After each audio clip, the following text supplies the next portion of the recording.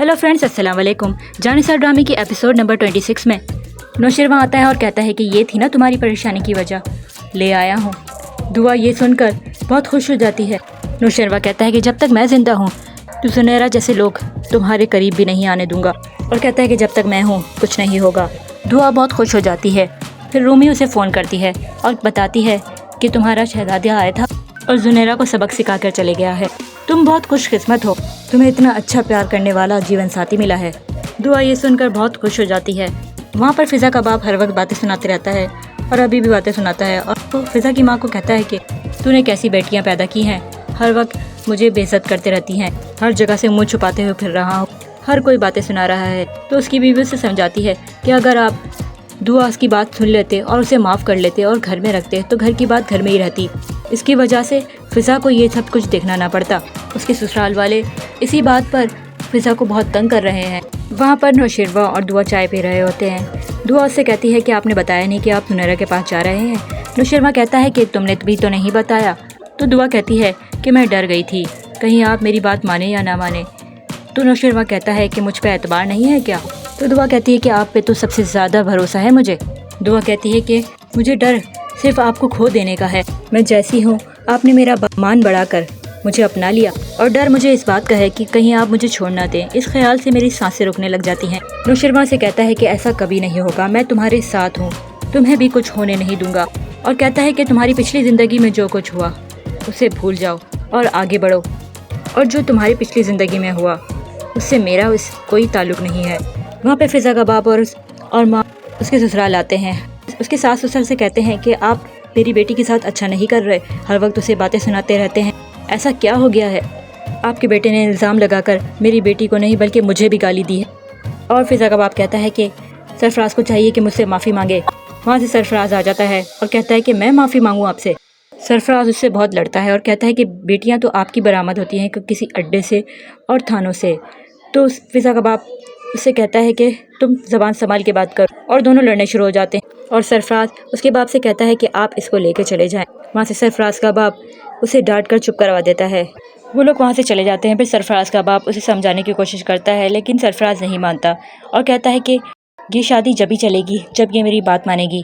सरफराज का बाप कहता है कि मुझे यकीन नहीं आता कि तुम मेरे बेटे हो। वहाँ से फ़िज़ा की सास सिर्फ फ़िज़ा को डांटते रहती है और कहती है कि दोनों बाप बेटे को लड़वा कर ऐसे कौन सा मकसद तुम अपना पूरा करवा रही हो। सरफराज का बाप उसकी माँ को डांटता है और कहता है कि तुम इसके साइड लेने के बजाय उसको समझाओ। सरफराज कहता है कि मैं अपना फ़ैसला सुना चुका हूँ, वरना आपने अगर मेरी बात नहीं मानी तो मैं यहाँ से चले जाऊँगा। तो उसका बाप कहता है कि ठीक है, तुम यहाँ से चले ही जाओ। सरफराज खड़ा रहता है, सोचता है। उसका बाप कहता है कि क्या सोच रहे हो, जाओ यहाँ से, चले जाओ। वहाँ से वो जा रहा होता है तो फ़िज़ा उसे पीछे से रोकती है। फ़िज़ा रोकने की कोशिश करती है। सरफराज उसे कहता है कि सब कुछ तुम्हारी वजह से हो रहा है, और उसका हाथ खींचकर उसे गिरा देता है। फ़िज़ा जाकर सीढ़ियों से लड़खड़ा कर गिर जाती है। वहाँ पे उसके सास ससुर भी आ जाते हैं। फिर उसे हॉस्पिटल लेकर जाते हैं। सरफराज का बाप कहता है कि अगर फ़िज़ा को कुछ ना कर कुछ हो गया तो तुम्हारे बेटे को जेल भी हो सकती है। सरफराज की माँ घबरा जाती है और कहती है कि जेल, और मुझे कुछ करना पड़ेगा। सरफराज को बुलाते हैं। वहाँ पे कशमाला जुनैरा को फ़ोन करती है। जुनैरा ये शहर छोड़कर जा रही होती है। कशमाला से कहती है कि मेरे काम का क्या हुआ? तो जुनैरा से बताती है कि तुम नहीं हो सकता, क्योंकि नौशरवा को सब कुछ पता चल गया था और उसने ऑर्डर दिया है कि यहाँ से फ़ौरन खाली कर दो। तो कशमाला कहती है कि इतने पैसे दिए हैं तुम्हें, मुझसे धोखेबाजी का अंजाम बहुत बुरा होगा। तो जुनैरा कहती है कि मुझे धमकी देने से पहले सुन लो, अभी तो उसे ये पता चला है कि ये मैंने किया है, और जब सोचो कि उसको पता चलेगा कि ये काम आप करवा रही हैं तो आपका क्या हाल होगा। वहाँ पे कशमाला डर जाती है और कहती है कि दुआ की तो ये ढाल ही बन गए हैं। वहाँ पे हॉस्पिटल में फ़िज़ा के माँ बाप भी आ जाते हैं, और फ़िज़ा का बाप रोता है और कहता है कि क्या हुआ मेरी बेटी को। वहाँ से डॉक्टर आके बताती है कि बच्चा हम नहीं बचा सके और फ़िज़ा अब ख़तरे से बाहर है। डॉक्टर उसे कहती है कि इसके बाप कौन है। तो वो जब सरफराज को देखती है तो वो पहचान लेती है। डॉक्टर उसे कहती है कि आप तो वही है ना जो बच्चा चाहते ही नहीं थे, और देखें वही हुआ। मुझे तो लगता है कि ये जानबूझ के हुआ है। और उन्हें कहती है कि अब पुलिस आएगी और वही पता लगाएगी। वहाँ से सरफराज की माँ बहुत डर जाती है और उसे अलग लेके जाती है और कहती है कि ये कैसे हो गया, क्या किया तूने? सरफराज कहता है कि मैंने कुछ नहीं किया, मैं तो उसको बस हाथ छुड़ा कर चले गया था, मुझे क्या पता ये पीछे क्या हुआ। सरफराज की माँ कहती है कि अब जो होना था वो हो गया, अब आगे सोचो कि क्या होगा। بس فضا یہ بیان نہ دے، اب مجھے ہی کچھ کرنا پڑے گا۔ وہاں پہ فضا کو ہوش آ جاتا ہے، اس کی ماں اسے بتاتی ہے کہ تمہارا بچہ نہیں رہا۔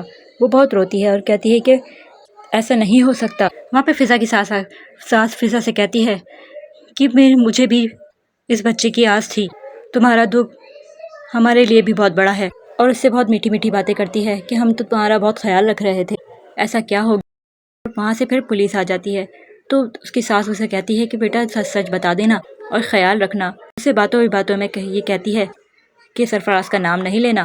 وہاں پہ نوشیروان کسی پارٹی میں آیا ہوا ہوتا ہے اور وہ دعا کو بہت یاد کر رہا ہوتا ہے۔ دعا کو بار بار فون کرتا ہے اور اس کی خیریت معلوم کرتا ہے۔